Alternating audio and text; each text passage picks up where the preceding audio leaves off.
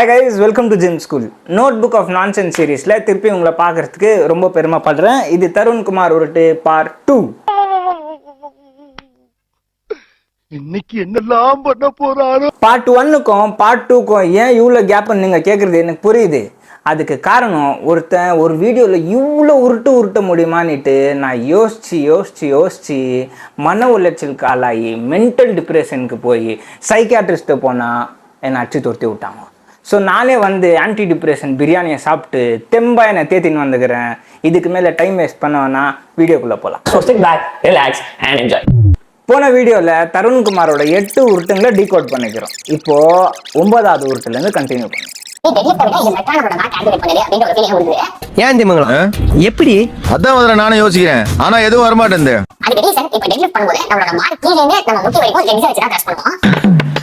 தெரிஞ்சுக்கிட்டியா?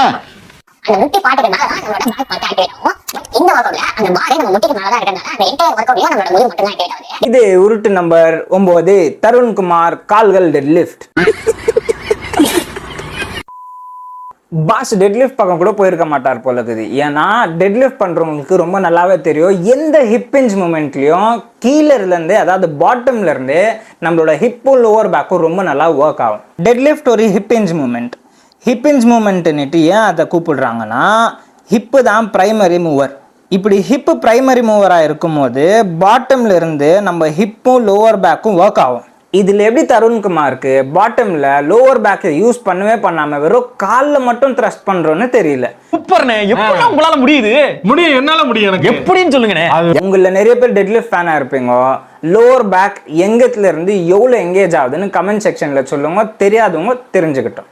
Track bulls போட்ட எக்ஸ்பீரியன்ஸ்ல back மசில்ஸை மட்டும் target பண்ணி அதை மட்டும் நோட் பண்ணி பார்த்தா ட்ராக் புல்ஸ் டெட்லிஃப்ட்டை விட பெட்டரான பேக் ஆக்டிவிட்டி. எங்க அப்பா உலகத்துல தோசையை திருப்பி போட்டு பாத்திருக்கேன், இப்ப இட்லியவே திருப்பி போடுறானே. இது உருட்டு நம்பர் 10, தருண்குமாருக்கு எந்த ஒர்க் அவுட் எதுக்குன்னு தெரியாத உருட்டு. பாஸ் சொல்ற மாதிரி யாரும் அப்பர் பேக்கை டெவலப் பண்ண ரேக் புல் பண்ணி டைம் வேஸ்ட் பண்ணாது. No comments, simply where. நம்ம ப்ரீவியஸாக பிரேக் பண்ண உருட்டுலையே பார்த்தோம், ரேக் புல்லோட primary movers glute, hamstring and lower back. Upper back கிடையாது, இதை கிளியராக பார்த்தோம். பட் பாஸ் இது அப்பர் பேக்கையும் ட்ராப்பையும் டெவலப் பண்ணுறதுக்கு சஜஸ்ட் பண்ணுறாரு. ஒரு ஒர்க் அவுட்ல எந்தெந்த சப்போர்ட்டிவ் மசில்ஸ் ஒர்க் ஆகுதுன்னு தெரியலனா பரவாயில்ல, பட் ஒரு ஒர்க் அவுட்ல எது பிரைம் மூவர் எது டார்கெட்டட் மசில்னே தெரியலையா?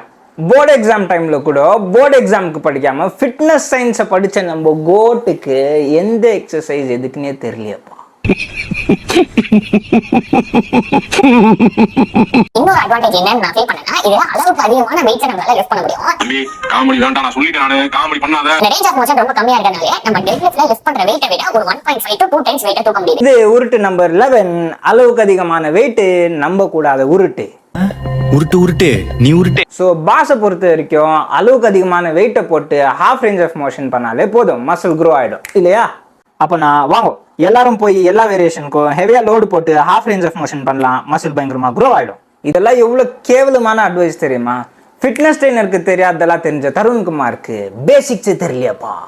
காமராஜர் அந்த காலத்திலே சத்துணவுல இருந்து எல்லா திட்டம் போட்டு ஸ்கூல் ஆரம்பிச்சாரு. அப்படி இந்த மாதிரி தற்கொலை இது படிக்காம அவசரம்.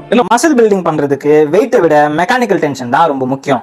ரேக் புல்லோட ரேஞ்ச் ஆஃப் மோஷன் டெட் லிஃப்ட்டை விட ரொம்ப கம்மி, அதனால அதிகமான வெயிட் லிஃப்ட் பண்ண சான்சஸ் இருக்கலாம். பட் டெட் லிஃப்ட்டை விட ரேக் புல் பெட்டரா மசில் பில்ட் பண்ணாது. ஏன்னா ஹாஃப் ரேஞ்ச் ஆஃப் மூவ்மெண்ட்டை விட ஒரு பெரிய ரேஞ்ச் ஆஃப் மூவ்மெண்ட் தான் ஸ்ட்ரென்த் பில்டிங்க்கும் மசில் பில்டிங்க்கும் பெட்டர். ஹாஃப் ரேஞ்ச் ஆஃப் மோஷன்ல ரெக்ரூட் ஆகிற மசில் ஃபைபர்ஸை விட ஃபுல் ரேஞ்ச் ஆஃப் மோஷன்ல ரெக்ரூட் ஆகிற மசில் ஃபைபர்ஸ் தான் அதிகம். ஹாஃப் ரேஞ்ச் ஆஃப் மோஷன்ல ஆகிற ஸ்ட்ரெச் அண்ட் கான்ட்ராக்ஷனை விட ஃபுல் ரேஞ்ச் ஆஃப் மோஷன்ல ஆகிற ஸ்ட்ரெச் அண்ட் கான்ட்ராக்ஷன் தான் அதிகம். ஹாஃப் ரேஞ்ச் ஆஃப் மோஷன்ல கிடைக்கிற டைம் அண்டர் டென்ஷனை விட ஃபுல் ரேஞ்ச் ஆஃப் மோஷன்ல கிடைக்கிற டைம் அண்டர் டென்ஷன் தான் அதிகம். ஸோ ஓவராலா இந்த ஹாஃப் ரேஞ்ச் ஆஃப் மூவ்மெண்ட்ல கிடைக்கிற மெக்கானிக்கல் டென்ஷனை விட ஃபுல் ரேஞ்ச் ஆஃப் மூவ்மெண்ட்ல கிடைக்கிற மெக்கானிக்கல் டென்ஷன் தான் அதிகம். அதனால இந்த உருட்டு நாயகன் உருட்டுல யாராவது மிஸ்லீட் ஆயிருந்தீங்கன்னா தயவு செய்து புரிஞ்சுக்கோங்க, மசில் பில்ட் பண்றதுக்கு வெயிட் முக்கியம் தான், ஆனா அதை விட மெக்கானிக்கல் டென்ஷன் ரொம்ப முக்கியம். அதுக்கான ரிசர்ச் பேப்பர் தான் இது. தெரிஞ்சுக்கோங்க, புரிஞ்சுக்கோங்க, திருத்திக்கோங்க, அவ்வளவுதான். தெரிஞ்சிக்க புரிஞ்சிக்க, கரெக்டா இருந்தா புரட்டா வரட்டா. இன் கேஸ் புதுசா வந்து யாராச்சும் டெட்லிஃப்ட்டை பர்ஃபெக்ட்டா போறதுக்கான என்டையர் 10 மினிட் ஃபார்ம் வீடியோ வேணும்னா டெட்லிஃப்ட் அப்படிங்கறத கமெண்ட் பண்ணுங்க. பட் ரூல் என்னன்னா கமெண்ட் வந்தா மட்டும் தான் பண்ணுவேன். ஆடியே புடுங்க வேணாம். பட் டெட் லிஃப்ட்ல என்னால ஒரு பாயிண்ட்க்கு மேல வெயிட்டை இப்ப இன்க்ரீஸ் பண்ண முடியலன்னா நான் ரேக் புல்ஸ்க்கு ஸ்விட்ச் ஆனேன். இது உருட்டு நம்பர் 12. பாஸ்க்கு டெட் லிஃப்ட ப்ரோக்ரஸ் பண்ண முடியலடா. டேய் முடியலடா. அண்ணே கொந்தளிச்சாதீங்க அண்ணே, பொறுமையா கிடப்பீங்க. டெட் லிஃப்ட் ஒரு ரொம்ப நல்ல ப்ரோக்ரசிவ் ஃப்ரெண்ட்லி ஒர்க் அவுட். அது மட்டும் இல்லாம டெட் லிஃப்ட் தான் ப்ரோக்ரசிவ் ஓவர்லோட் பிரின்சிபல் அப்ளை பண்றதுக்கு ஒரு ஃபவுண்டேஷனல் ஒர்க் அவுட்டாகவும் இருக்கு. நம்மளே நம்ம ஜிம்ல டெட் லிஃப்ட்டை பயங்கரமா செம்மையா லோடு போட்டு பண்றவங்கள பார்த்துருப்போம். ஏன் நீங்க கூட பண்ணலாம். உங்களோட மேக்ஸிமம் டெட் லிஃப்ட்டோட வெயிட் என்னன்னு கமெண்ட் செக்ஷன்ல கமெண்ட் பண்ணுங்க. இல்லையா நீங்க பார்த்த மேக்ஸிமம் டெட் லிஃப்ட்டோட வெயிட் என்னன்னு கமெண்ட் செக்ஷன்ல கமெண்ட் பண்ணுங்க. பாஸ் சொல்ற மாதிரி டெட் லிஃப்ட் ப்ரோக்ரஸ் பண்ண முடியாதுன்னா எந்த பவர் லிஃப்டிங் காம்படிஷனோ எந்த ஸ்ட்ராங் மேன் காம்படிஷனோ இருக்காது. உனக்கு டெட் லிஃப்ட்ல ப்ரோக்ரஸ் பண்ண முடியலன்னா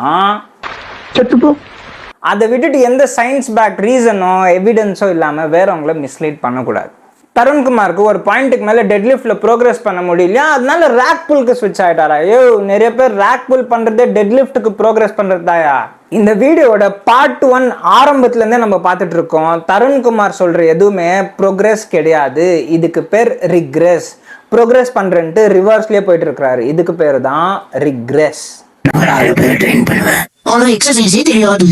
தெரியாதல எனக்கு தெரியும், ஆனா ப்ரோக்ரஸ் பண்ண மாட்டேன். ரிக்ரெஸ் தான் பண்ணுவேன். ஹெவி வெயிட் போடுவேன், ஆனா பாடி தான் தூக்குவேன். வேற இன்ஃப்ளூயன்சர்ல உருட்டுன்னு சொல்லுவேன், ஆனா நான் உருட்டுவேன். In total மொத்தம் 5 ரோயிங் மூவ்மெண்ட்ஸ் இருக்கு. Seated rows, chest supported rows, dumbbell rows, T-bar rows and bent over rows. இது உருட்டு நம்பர் 13. இது உருட்டுன்னு சொன்னா உருட்டுக்கான மரியாதையே போயிடும். நகைச்சுவை ஜோக்குன்னு வச்சுக்கோ. ஃபிட்னஸை கரைச்சி குடிச்ச தருண்குமாருக்கு இன் டோட்டல் வெறும் 5 ரோயிங் மூவ்மெண்ட் தான் இருக்கு. பட் இத்தனை வருஷம் 4000 பேரை ட்ரெயின் பண்ண தருண்குமாருக்கு இந்த ரோ மூமெண்ட்ஸ் எல்லாம் தெரியல போலயே. இந்த அழகுல எப்படி 4000 பேரை ட்ரெயின் பண்ணாரு? Not enough. இந்த வெயிட் எக்ஸ்டென்ஷன் எதுக்காக போடுறோம்னா இத போடும்போது நம்ம லோவர் பேக்ல கிறிஸ்மஸ் ட்ரீ மாதிரி குட்டியா ஒரு மசில் ஃபார்ம் ஆகும். இது உருட்டு நம்பர் 14. தருண்குமாருக்கு பின்னாடி முளைச்ச புது மசில்.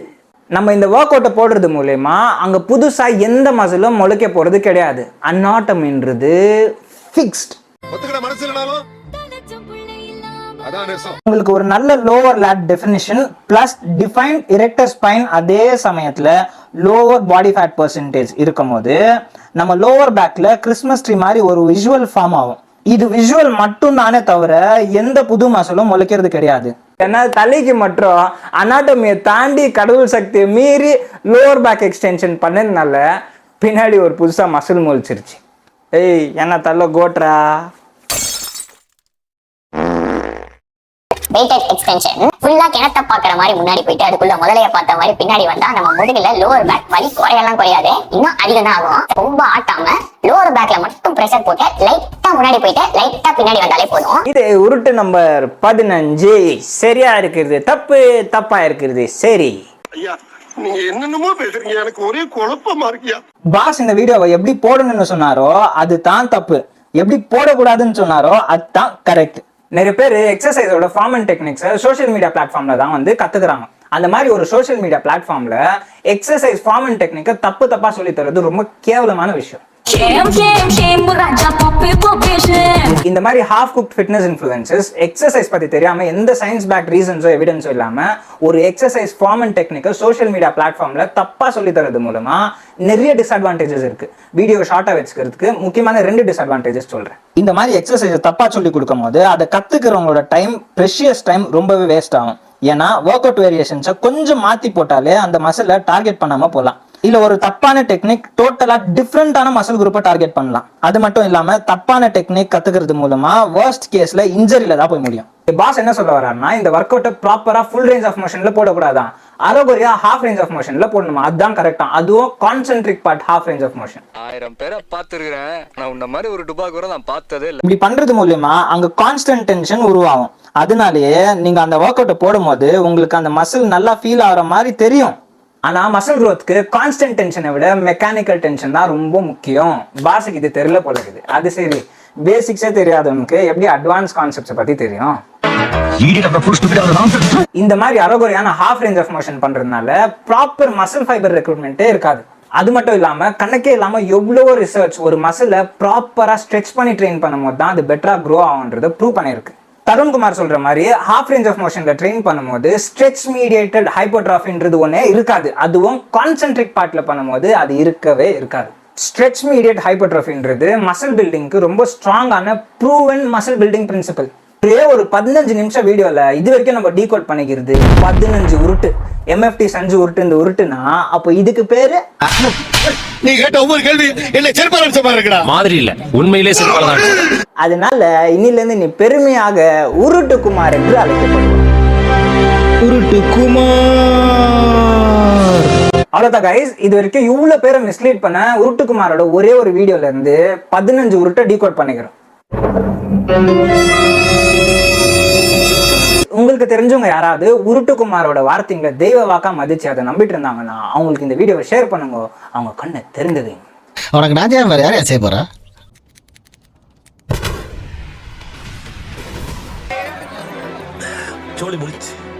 உங்களுக்கு சோஷியல் மீடியால இருக்க ஏதாவது ஒரு ஹெல்த் அண்ட் ஃபிட்னஸ் வீடியோ இது உருட்டா இருக்குமோன்னு டவுட்டா இருந்தா அதை கமெண்ட் செக்ஷன்ல மென்ஷன் பண்ணுங்க. அதை ஃபேக்ட் செக் பண்ணி டீகோட் பண்ணி வர்த்தி எடுக்குவோம். இன்னொரு ரோஸ்ட் வீடியோல பார்க்கலாம். Until then, peace.